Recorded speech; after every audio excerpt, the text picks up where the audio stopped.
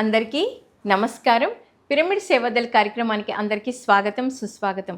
Pyramid Seva Dal కార్యక్రమంలో కొత్తగూడెంకి చెందిన మురళీకృష్ణ గారు, సరిత మేడం ఇప్పుడు మనతో పాటు ఉన్నారు. వారితో మాట్లాడి స్వయంగా వారి యొక్క అనుభవాలను తెలుసుకుందాం. సార్ నమస్తే. నమస్తే మేడం. సార్ ముందుగా మీ ధ్యాన పరిచయం. మేము 2008లో నాకు ధ్యాన పరిచయం జరిగిందండి. మా తమ్ముడు ద్వారా. ఫస్ట్ మా తమ్ముడు నేర్చుకున్నారు. మా తమ్ముడు వాళ్ళ ఫ్రెండ్స్ మా ఇంటికి వాళ్ళు రావడం వల్ల మాకు వాళ్ళ ద్వారా పరిచయం జరిగింది 2008లో. 2008లో పరిచయం అయిన తర్వాత మా జీవితం కొంచెం మారిందండి. అప్పటి నుంచి ఉన్న జీవితానికి ఈ ధ్యాన పరిచయం అయిన తర్వాత మెల్లిమెల్లిగా ఫస్ట్ మా ఇంట్లో మా తమ్ముడు డిపార్ట్మెంట్ అండి, ఎస్ఐ. తర్వాత తర్వాత మా మదరు. మేము 2008 ధ్యాన పరిచయం అయిన తర్వాత ఇయర్ ఎండింగ్ అండి, నవంబర్ ఒక 1 మంత్ అటు ఇట్లో పడిన తర్వాత ఈ శ్రీశైల ధ్యాన మహాయజ్ఞం జరిగింది అక్కడ. ఆ తక్కువ పీరియడ్లోనే మేము వెజిటేరియన్గా మారినాము. అంటే నేను ఈ పిరమిడ్ ధ్యానంలోకి రాకముందుకే నాన్ వెజ్ అనేది నాకు చిన్నప్పటి నుంచి సరిగ్గా అలవాటు లేదు. కొంత పెరుగుతుంటే ఇక సంఘాన్ని బట్టి ఇంట్లో పరిచయాలను బట్టి కొంత తీసుకోవాలి రాదు అంటే లైట్ అలవాటైంది. కానీ ఎందుకో నాకు నాన్ వెజ్ తినొద్దు, ఫ్యాట్ అవుతాము, బాగోదు అనే ఫీలింగ్స్ బయట వచ్చి నేను SSY అనే ఒక క్లాస్కి వెళ్ళడం, నాన్ వెజ్ మానేయడం జరిగింది. కానీ ఈ ధ్యానంలోకి వచ్చి ఈ PSSMలోకి వచ్చిన తర్వాత శాకాహారం కోసము పూర్తి వివరణ ఇవ్వడం ద్వారా జీవహింస అనేది అసలు ఆహారమే, మాంసాహారం ఆహారమే కాదు, జీవహింస అనేది ఒక మహాపాపము. జీవులని చంపే హక్కు మనకు లేదు. మనం ఎంత స్వేచ్ఛగా జీవించాలనుకుంటున్నామో అవి కూడా అలానే వచ్చినాయి. అసలు మనం ఎందుకు పుట్టాము, ఎందుకు, ఇవన్నీ విపులీకరణంగా బాగా మనకు అర్థం కావడము, అసలు అది ఆహారమే కాదు, ఎందుకు తీసుకోవడం మనం తప్పే చేసాము దీంట్లో అనేది బాగా అర్థమైందండి. దీంట్లోకి వచ్చినాక శాకాహారం ధ్యానం కన్నా ఈ శాకాహారంది ఫస్ట్ మాకు వచ్చిన. మా మదర్ కూడా అన్నారు ఫస్ట్, అరే ఏందిరా మీరు వయసులో ఉన్నారు, మాంసం తినాలి కానీ మాంసం తినడం మామూలుగా నేను చిన్నప్పటి నుంచి అవి చూస్తూనే బర్త్ నుంచి నేను వెజిటేరియన్. కొంచెము ఫ్రెండ్స్ బయట సర్కిల్ ద్వారా కొంచెం అలవాటైంది, కానీ ఎందుకో దానికి చాలా అవాయిడ్గా ఉండేవాడిని. మరి గత జన్మలో ఏమో కానీ చిన్నప్పటి నుంచి మా ఇంట్లో అందరూ మాంసాహారులే, నేను ఒక్కనే వెజిటేరియన్ మా ఇంట్లో. సండే వస్తే మా ఇంట్లో ఫీల్ అయ్యేవాళ్ళు, ఏందిరా నువ్వు ఒక్కడు బట్టి మేము సపరేట్ చేయాల్సి వస్తుంది. మళ్ళీ కొంచెం తెలంగాణ ప్రాంతం అంతా మాంసాహార ప్రాంతం కాబట్టి కొంచెం ఇబ్బందిగా ఫీల్ అయ్యేటోళ్ళు మా ఇంట్లో. ఇబ్బంది ఫీల్ అయినా నేను అసలు ముట్టుకుంటోని కాదు. సో మీరు ధ్యానంలోకి వచ్చారు, శాకాహారిగా మారారు. సో మొట్టమొదటిగా పత్రి సార్ని ఎప్పుడు కలిశారు సార్? 2008లోనే నేను శ్రీశైల ధ్యాన మహాయజ్ఞంలో సార్కి సెకండ్ ఇచ్చాము. ఓకే. సార్కు మేము శ్రీశైల ధ్యానం యజ్ఞంలో ధ్యానంలో కూర్చున్నాం. అక్కడ కూర్చున్నప్పుడు సార్ని మేము ఎప్పుడు సరిగ్గా చూడలేదండి. ధ్యానంలోకి వచ్చినా కానీ పత్రి సార్ని ఏం చూడలేదు మేము. ఓకే. చూడకుండా మామూలుగా ధ్యానం అంటే శ్వాస మీద ధ్యాస ఈ చేసుకుంటూ పోవడము జరుగుతుంది. అక్కడికి వెళ్ళిన తర్వాత మేము ధ్యానంలో కూర్చున్నాక 3 hours ధ్యానం పెట్టారండి అక్కడ. ధ్యానం మాకు చాలామంది పబ్లిక్ అండి, ఫస్ట్ టైం మేము వెళ్ళాము. ఆ ధ్యానంలో కొంచెం అనుభవం వచ్చింది. అనుభవం వచ్చినాక ఆ అనుభవంలో ఆయన అవపడ్డ అతను ఈ సారు ఒకటే లాగా అనిపించడము, ఆ అనుభవం ఎందుకో మాకు చాలా బాగా అనిపించింది. అక్కడ కనిపోయాక మళ్ళీ పత్రి సార్ అక్కడ సన్ యోగి అతన్ని పిలిచి స్టేజ్ మీద మాట్లాడము, ఆ సన్నివేశాలు ఇంకా చాలా ఆనందం. అక్కడ పోయిన తర్వాత ఇంకా కొత్తగా అనిపించింది. ఇక్కడ నుంచి ఉన్న అవగాహన అక్కడ పోయిన తర్వాత చాలా ఆనందంగా అనిపించి ఆ సారు ఆ సన్యోగి చెప్పేదానికి ఆ సార్ తెలుగులో ట్రాన్స్లేట్ చేయడము, ఇంకొక స్వామి వచ్చి సార్ తల మీద కాలు పెట్టడం, ఇవన్నీ చాలా బాగా అనిపించి ఒక కొత్త ఆనందాన్ని. ఆ స్టేజే ఇంకా ఎడిపోలేదు, ఇంటికి అక్కడే విన్నాం, ఇంకా రూమ్ లేదు ఏం లేదు. పొద్దున్న ఇంకా అదే స్టేజ్ దగ్గర 7 days ఆధ్యాత్మిక ప్రవచనాలన్నీ వింటూ ఉన్నారు. చాలా బాగుంది. సో మరి ఆ 7 days మీరు అక్కడే ఉన్నారు, మార్నింగ్ నుండి ఈవినింగ్ వరకు స్టేజ్ దగ్గరే ఉన్నా అన్నారు కదా. పత్రి సార్ కూడా ఎంతో అద్భుతంగా చాలా స్పీచెస్ ఇచ్చారు. సో ఆ 7 daysలో మీలో జరిగిన ట్రాన్స్ఫర్మేషన్ ఏంటి సార్? అక్కడికి వెళ్ళిన తర్వాత కొత్తగా మాకు ట్రాన్స్ఫర్మేషన్ ఏంటంటే మేడం, అక్కడికి వెళ్ళిన కొన్ని బుక్స్ కొనుక్కున్నాను. మా ఫ్రెండ్స్ వాళ్ళ అనుభవాలు వినడం ద్వారా ధ్యానం పై మక్కువ పెరిగిందండి. ఇంట్రెస్ట్ వచ్చి మేము అప్పటికి వచ్చి 1 month 2 months ఆయన జక్కరాగా మన తట్టవర్తి వీర్రావు గారు క్లాస్కి వెళ్ళినా కానీ అర్థమైంది. కానీ అక్కడికి వెళ్ళిన తర్వాత వాళ్ళ అనుభవాలు విన్న తర్వాత సార్ ఏం చెప్తారంటే, ధ్యానంలోకి వచ్చిన తర్వాత తెల్లారి నుంచి నువ్వు ధ్యానం చెప్పాలి రా భయ్, నీకు తెలిసిందే చెప్పాలి రా భయ్, నువ్వు చెప్పకపోతే నీలోనే ఉండిపోతే, నువ్వు చెప్పడం వల్లనే డెవలప్ అవుతావు అని చెప్పారు సార్. కానీ ఆడికి వెళ్ళిన తర్వాత కొంత ఎంత చెప్పాలన్నా మేము భయపడి వణుకుడు వచ్చేదండి, షవరింగ్ వచ్చేదని చెప్పాలంటే. ఎవరికైనా చెప్పాలనగా మనకన్నా వాళ్ళు ఏమనుకుంటారో ఏమో ఇవన్నీ లోపల అన్ని భయాలతో కూడుకొని చెప్పడానికి కొంచెం భయం వచ్చేది. సార్ మరి మీ మొట్టమొదటి ధ్యాన ప్రచారం ఎక్కడ జరిగింది? ధ్యాన ప్రచారం మా ఇంట్లోనేనండి. First okay. మా వైఫే ధ్యాన ప్రచారం ఫస్ట్. సో ఫస్ట్ మీరు మీ వైఫే మీకు స్టూడెంట్ అన్నమాట. మా వైఫే మాకు స్టూడెంట్. ధ్యాన ప్రచారం ఎలా అంటే మాకు 2006లో మ్యారేజ్ అయింది. 2008లో నాకు ధ్యాన పరిచయం జరిగింది. ఫస్ట్ నేను మా ఇంట్లో ఒక్కనే మెడిటేటర్ని. మా బ్రదర్ ఉండేవాడు కానీ ఆయన డిపార్ట్మెంట్ కాబట్టి ఎక్కువ ఇంట్లో ఉండేవాడు. ఫస్ట్ మీ వైఫ్కి ఎక్స్ప్లెయిన్ చేశారు కదా సార్, తర్వాత మీరు పబ్లిక్లోకి వెళ్ళి ప్రచారం చేయడం ఎప్పుడు ప్రారంభించారు? ఇంకా సపరేట్గా పబ్లిక్ అంటే ఏం లేదండి, మేము పరిచయం అయిన దగ్గర నుంచే ధ్యానం చేయండి బాగుంటుంది అంటే మీకు ఎవరు కనిపిస్తే మీ సర్కిల్లో, మీ ఫ్రెండ్ ఫ్రెండ్స్, సర్కిల్, బంధువులలో అలా చెప్తూ వచ్చారనమాట. ఇంకా స్టార్ట్ అండి అప్పటి నుంచి. మా ఫ్రెండ్ సర్కిల్ కానీ, మేము డ్యూటీల దగ్గర చేసేవాళ్ళ కానీ, మేము బయటికి వెళ్ళే వాళ్ళ కానీ ఎవరు కలిసినా చెప్పేవాళ్ళు. ఈ యొక్క మోడ్ పెట్టుకున్నామండి.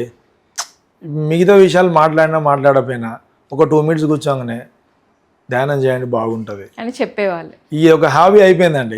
సో మరి అలా మీ ఫ్రెండ్స్, బంధువుల మధ్య చెప్తున్నప్పుడు వాళ్ళ నుండి మీకు ఎప్పుడు ఈ విమర్శలు ఎదుర్కోలేదా మీరు? చాలా విమర్శలు వచ్చినాయండి.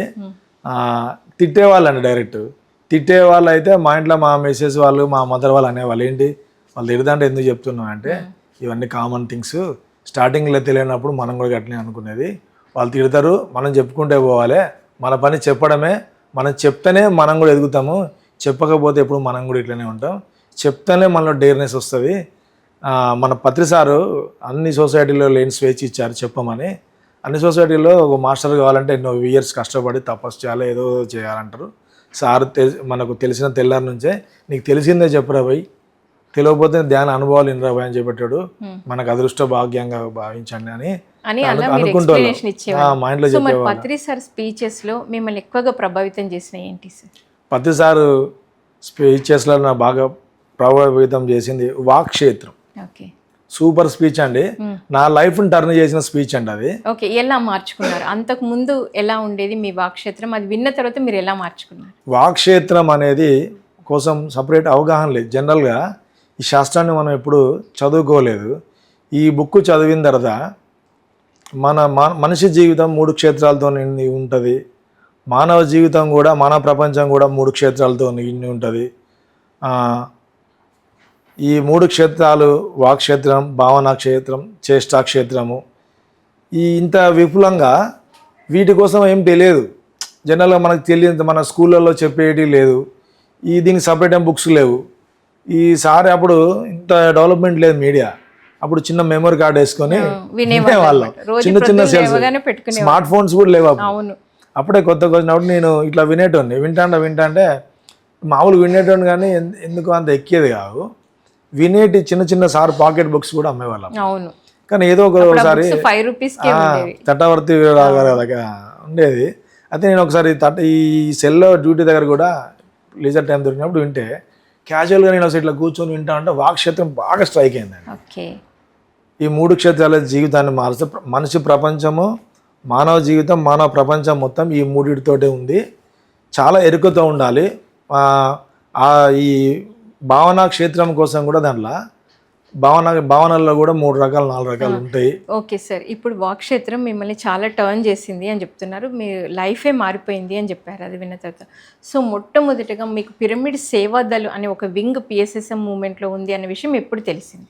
తెలుసంటే మా మిస్సెస్ వాళ్ళు ఒకసారి కడతాల్లో, మా కొత్తగూడెంలో వింగ్ కవిత అక్క వాళ్ళు, ఇంకా పుష్ప గారు అని వీళ్ళు ముగ్గురు, వీళ్ళు అంత ముందు నుంచి మెడిటేషన్కి మేము ఒక టీం ప్రతి సండే ఒక గ్రూప్ మెడిటేషన్ ఉండేదండి 3 hours.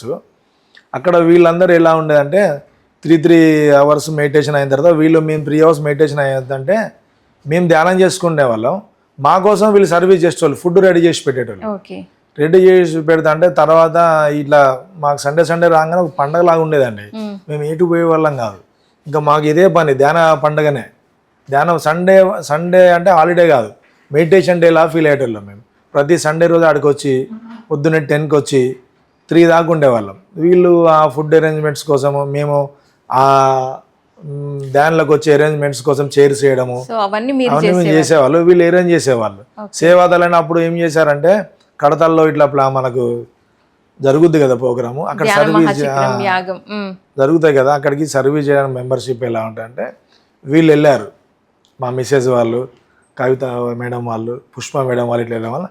అప్పుడు పరిచయము, వాళ్ళు అటు వెళ్ళే వాళ్ళు, మేము ఇక్కడ ధ్యానం కాడ కూర్చొని మా మదరు మేము సో ఫ్యామిలీ అందరూ సార్ అలా మీకు ఫస్ట్ టైం పిరమిడ్ సేవాదల్ ఉంది అనే విషయం తెలిసింది మేడం. మరి ఇప్పుడు మీరు అసలు మీకు మొట్టమొదటిగా ధ్యానం ఎలా పరిచయం అయింది? 2010లో ధ్యానం పరిచయం అయింది. అంటే బాబు కావాలని వచ్చిన, ఫస్ట్ పాప, తర్వాత బాబు కావాలని. సో బాబు కావాలని ధ్యానంలోకి వచ్చారనమాట. మరి వచ్చారా బాబు ధ్యానం ద్వారా? Okay okay. అయితే ఇక నేను 2010లో ఈయన అన్నాడు, నాన్ వెజ్ బంద్ చేసారుతా, నీకు బాబు కావాలంటున్నావు కదా అని అంటే, లేదు ఫస్ట్ నాన్ వెజ్ ఇప్పుడు కాదు, బాబు పుట్టాక బంద్ చేస్తా అన్న. అట్లా కాదు సరిత, ముందు నువ్వు నాన్ వెజ్ బంద్ చేసి ధ్యానం చెయ్యి, నీకు బాబు పుడితేనేమో ధ్యానం చెయ్యి, లేకపోతే నువ్వు చెయ్యకు అని అన్నాడు. ఇక పాపకి 3 years అయ్యాక ఇక నాన్న వాళ్ళు మేడారము ఇట్లా మేకపోతూ అట్లా మొక్కున్నారు. ఇక అది అయిపోయినాక బంద్ చేస్తానని చెప్పి నాన్ వెజ్ బంద్ చేసి ధ్యానంలోకి వచ్చిన. ఇక ధ్యానము స్టార్ట్ చేసినాక తర్వాత బాబు వచ్చాడు. అప్పుడు నమ్మకం కలిగింది ధ్యానం మీద. ఇక తర్వాత ఇక బాబు పుట్టినాక మళ్ళీ తర్వాత కొన్ని రోజులు బంద్ చేసిన. మళ్ళీ తర్వాత హెల్త్ బాగలేదు, ఇట్లా నడుము నొప్పి, ఎలర్జీ లాగా అట్లా రావటము. అయితే మళ్ళీ ఈయన అన్నాడు, ధ్యానం చేసారుతా నీకు తగ్గుతాయి అని అంటే, లేదు మెడిసిన్ వాడుతా. మా అన్నయ్య ఆర్ఎంపి, ఆయన టాబ్లెట్లు అవి ఇస్తే వేసుకునేది, అవి వేసుకున్నంతసేపే తగ్గేది, మళ్ళీ తర్వాత స్టార్ట్ అయ్యేది.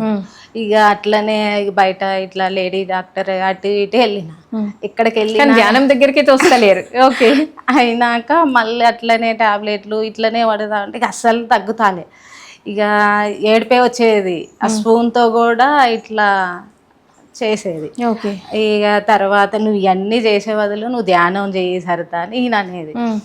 ఇక వినకుండా ఇక అటు ఇటు టాబ్లెట్లు అయ్యే తర్వాత నాకే అమ్మ ఇది ధ్యానం చేస్తేనే తగ్గిద్ది, ఇట్లా బెడ్ మీద పడుకొని లేచి ఇవాళ నుంచి నేను ధ్యానం చేస్తా, ఇక ధ్యానం చేసి ఇవన్నీ తగ్గించుకుంటా అని చెప్పి మళ్ళీ మెడిటేషన్ స్టార్ట్ చేసిన.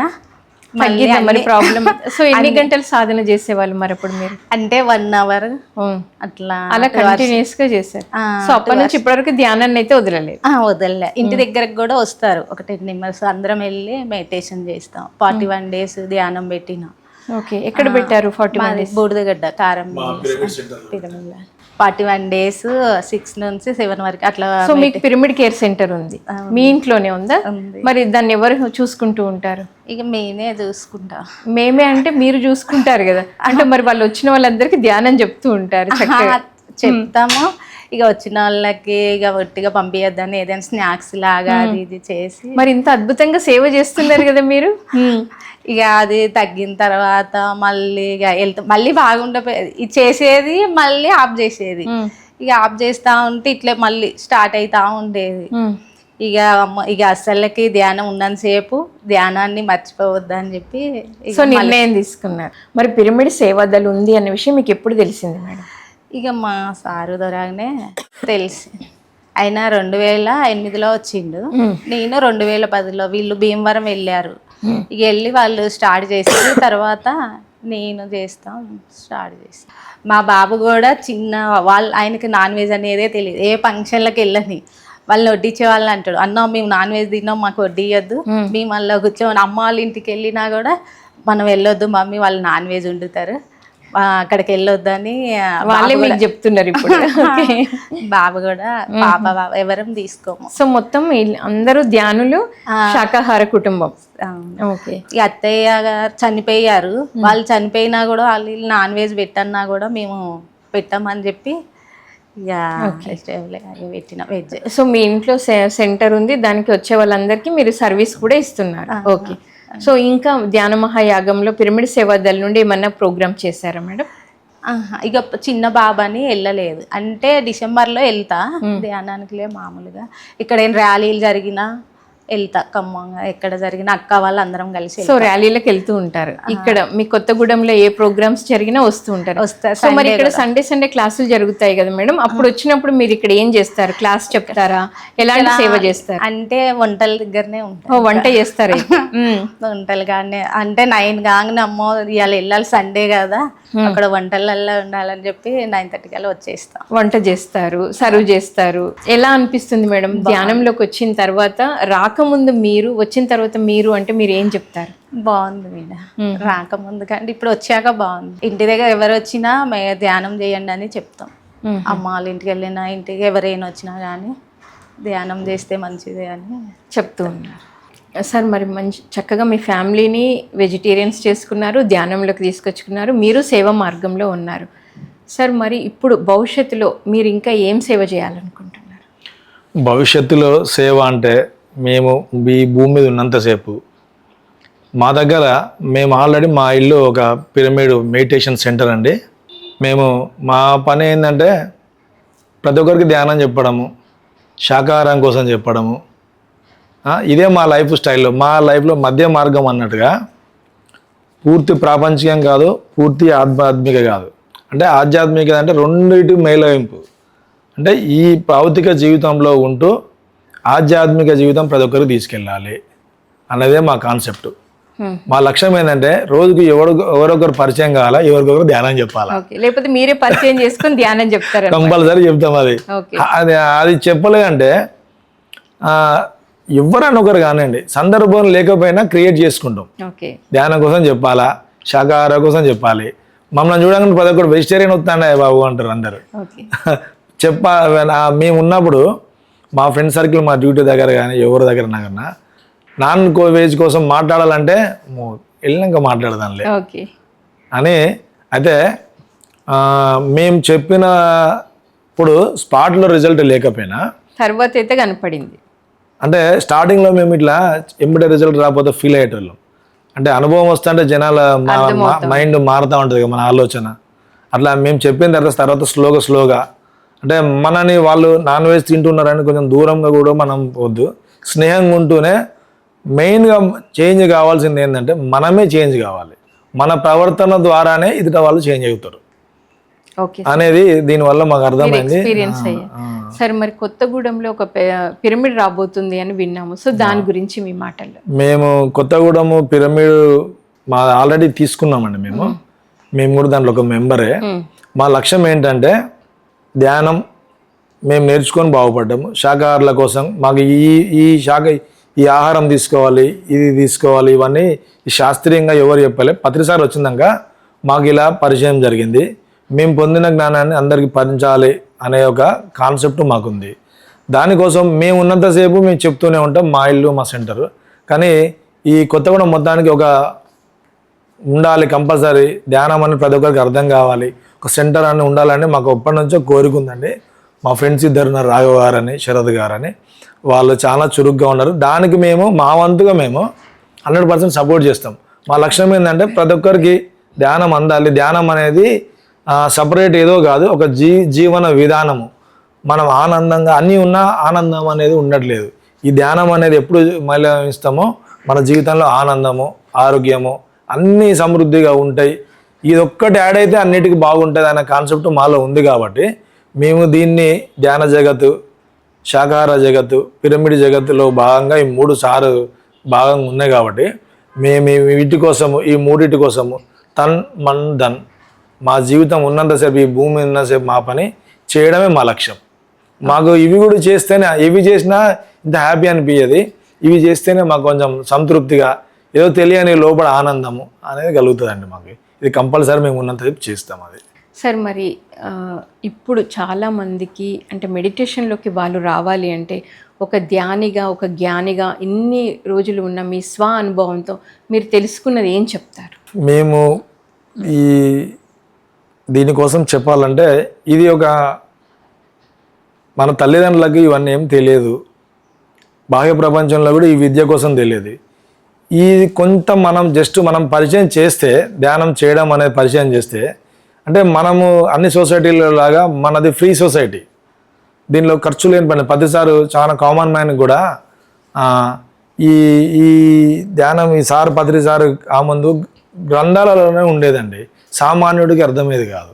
ఈ పత్రి సార్ వచ్చినాక ఈజీగా ఎవరైనా చెప్పొచ్చు, దీనికి సపరేట్ పోస్ట్ గ్రాడ్యుయేషన్ లాగా ఏదో ఇక్కడికి వెళ్ళి ఎన్నో సంవత్సరాలు తపస్సు అని. సార్ ఏంటంటే కామన్ మ్యాన్కి, చదువు రానివాడికి కూడా చెప్పొచ్చు అనే విధిలో చెప్పారు. కాబట్టి దీన్ని మేము ప్రతి ఒక్కరికి చెప్తున్నాము. ధ్యానంలోకి వచ్చిన తర్వాత మెల్లిమెల్లిగా బై స్టెప్ వాళ్ళే మనం పరిచయం చేస్తే మనకే వాళ్ళు చెప్పే స్థితిలో ఉన్నారు. ఎందుకంటే వాళ్ళ గత జన్మలో ఉన్నట్టున్నాయి. చాలా ఇప్పుడు తెలిసిన వాళ్ళు మా దగ్గర వాళ్ళు ఉన్నారండి. మేము కొంత ధ్యానం ఒక్కసారి పరిచయం చేసినా కానీ వాళ్ళు రోజు 4-5 అవర్స్ చేయడము, వాళ్ళ లైఫ్ స్టైల్లో వాళ్ళే కాక వాళ్ళ కుటుంబంలో చాలామందిని మార్చడము చాలా జరుగుతుంది. మన పని ఏంటంటే కేవలం అంటించడమేనండి.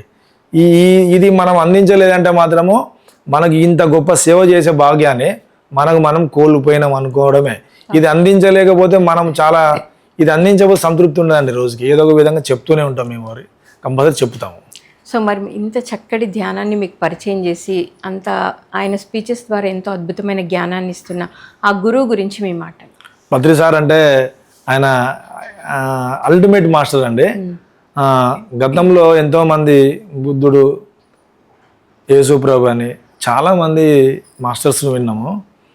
ఒక గురువులాగా ఉన్నారు వాళ్ళందరిలే, కానీ ఈయన ఒక ఫ్రెండ్లీ గురువు అంటే దాంట్లో జీవించి చూపించిండు. ఆయన కామన్ మ్యాన్ లాగా ఉంటూ ఆయన జీవన శైలి ఎలా ఉండాలి ఏంది అని చాలా అంటే ప్రతి మనిషిలో నేను వేరు కాదు, ఆయన కామన్ మ్యాన్గా భేదభావాలు లేకుండా స్నేహపూర్వకంగా ఒక గురువు అనే ఫీలింగ్ లేదండి, ఒక ఫ్రెండ్ అనేలాగా చాలా చక్కగా ఒక తల్లిదండ్రిలాగా.